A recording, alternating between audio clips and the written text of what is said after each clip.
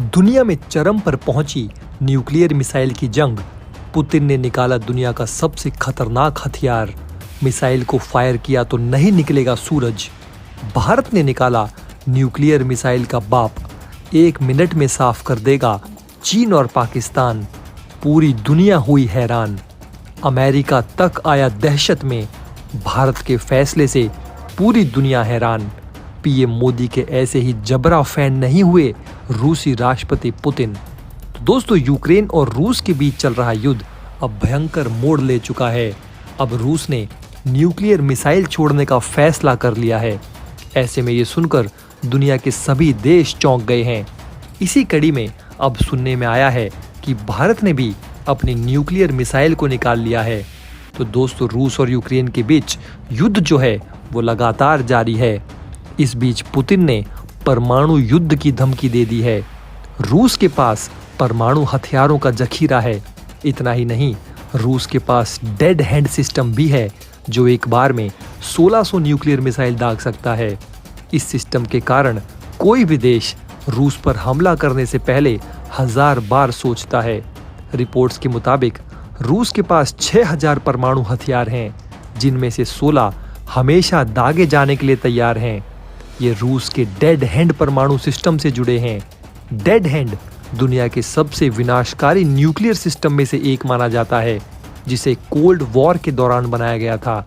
Scientist इस system को doomsday device भी कहते हैं, जो एक बार में अपने सभी न्यूक्लियर हथियारों को फायर कर सकता है। इसका डिजाइन दोस्तों एक ऑटोमेटिक हथियार प्रणाली पर किया गया है, जिसे परमाणु हमले का जवाब देने के लिए डिजाइन किया गया है। अगर रूस पर परमाणु हमला हो जाता है तो ये सिस्टम ऑटोमेटिक तरीके से दुश्मन पर हमला शुरू कर देगा। इस सिस्टम का विकास इसलिए किया गया है कि अगर एक परमाणु हमले में सभी रूसी अधिकारी मारे जाएं, तो भी दुश्मन पर हमला हो सके। ये सिस्टम पहले सैन्य अधिकारियों के सिग्नल की जांच करता है।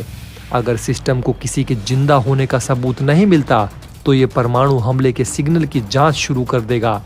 वहीं डेड हैंड प्रकाश, रेडिएशन के लेवल, भूकंप, एयर प्रेशर, गर्मी को मापकर परमाणु हमले का पता लगाएगा। ऐसे में अगर हमले की पुष्टि होती है तो डेड हैंड एक्टिवेट हो जाएगा। इसके एक्टिवेट होते ही सेना के जनरल स्टाफ से पहले एंकर किए हुए आदेश को देश के सभी न्यूक्लियर कमांड साइलों को भेज दिया जाएगा। इसलिए माना जाता है कि सिग्नल बॉम्बर और पनडुब्बियों को भी पहुंचेगा।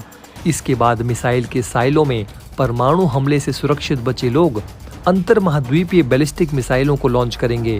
रिपोर्ट्स के मुताबिक ये खतरनाक हथियार प्रणाली मॉस्को के साउथ में कहीं एक सैन्य बंकर में मौजूद है, जिसमें पूरी तरह से ये ऑटोमेटिक है। वहीं साल 2018 में अमेरिकी वायुसेना के परमाणु मिशन के अधिकारी डॉ ब्रूस ब्लेयर ने कहा था कि ये सिस्टम 3 सदस्यों के जरिए ऑपरेट किया जाता है, जिसका एकमात्र काम ये पता करना होता है कि सिस्टम काम कर रहा है। उन्होंने कहा था कि इसे ऑन करने के अलावा ये पूरी तरह ऑटोमेटिक है। ये 3 क्रू मेंबर कोई हाई रैंकिंग अधिकारी नहीं होते हैं। ये सिर्फ कुछ चेकलिस्ट फॉलो करते हैं। इस सिस्टम में इंसानों का दखल न के बराबर है, जो इसे परमाणु युद्ध रोकने के लिए वैध और नैतिक बनाता है।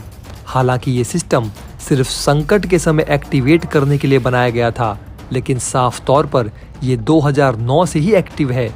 2011 में रूसी कमांडर सरगेव कराकेव ने एक इंटरव्यू में कहा था कि डेड हैंड अभी भी ऑपरेशन में है।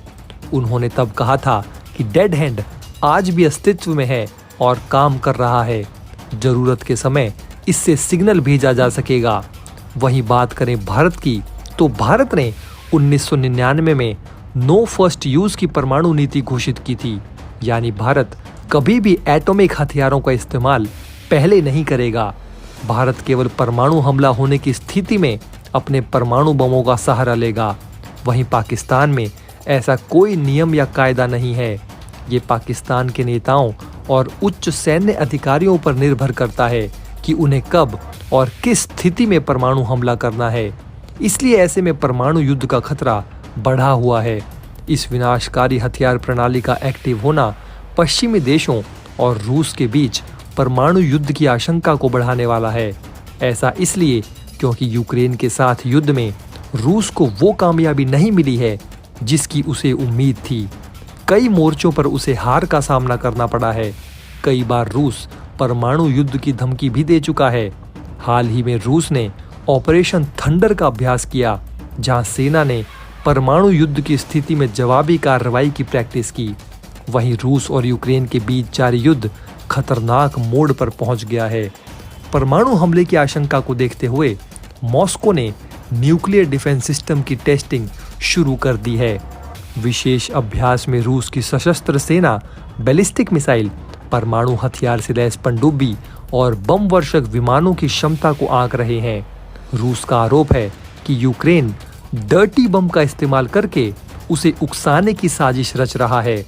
बदले हालात के बीच रूस के रक्षा मंत्री सार्गेई शोइगु ने राजनाथ सिंह से बात करके उन्हें हालातों से रूबरू कराया।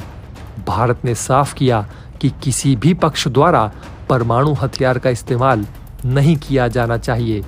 वहीं भारत इस वक्त दुनिया की चौथी सबसे बड़ी सेना है। पिछले कुछ सालों से भारत लगातार अपनी सैन्य क्षमता को अभूतपूर्व तरीके से बढ़ाता जा रहा है। वहीं दोस्तों, आज के समय में दुनिया में केवल 9 देश हैं जिनके पास परमाणु हथियार हैं। इनमें भारत का नाम भी शामिल है। भारत के पास 160 परमाणु हथियार हैं, लेकिन अब ऐसा लगता है कि भारत इन हथियारों की संख्या बढ़ा रहा है। ये दावा किया है स्टॉकहोम के डिफेंस थिंक टैंक संस्था Stockholm International Peace Research Institute ने। सिप्री ने ये भी कहा है कि पाकिस्तान के साथ भी ऐसा ही अंदाजा है। वो भी अपने परमाणु हथियारों की संख्या बढ़ा रहा है। वो 300 से ज़्यादा नए मिसाइल साइलो बना रहा है। साइलो जमीन के अंदर ऐसे गहरे और सिलेंडर जैसे सुराख होते हैं जिनके अंदर से मिसाइलें निकलती है। आमतौर पर उसमें रखी रहती हैं ये मिसाइल परमाणु हथियारों से लैस होती हैं।